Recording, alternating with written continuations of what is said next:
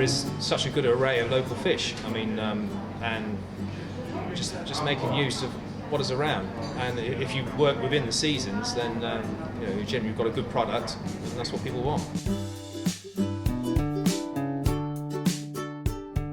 Sustainability, again, is using seasons. It's just being aware of the seasons, knowing what fish is plentiful all that time. Like now, the squid.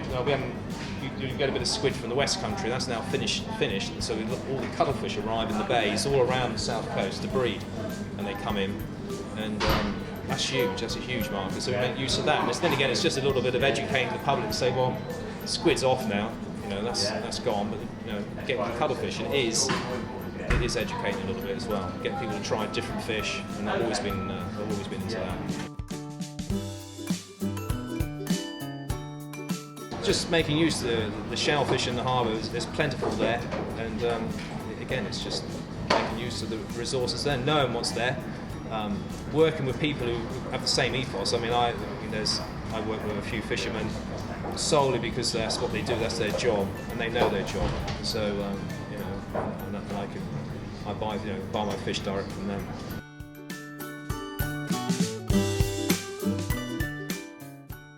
Looking at supermarket fish, I wouldn't say it was any cheaper or any dearer. I mean, it's not as good quality. Then again, some fishmongers are good, and some fishmongers aren't.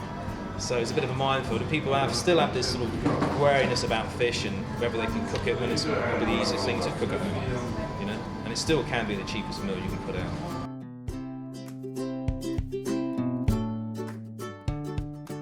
Fish farming is where they, like salmon fishing, you know, they're grown in pens. I mean, and up until recently that was a fairly dirty trade because we actually don't know what they're feeding them. They were actually, you know, they're going out and they reckon it was taking it would be 11 pounds of small fish to make 1 pound of salmon. So that was ridiculous. They're going out and netting up fry and small fish to feed the salmon.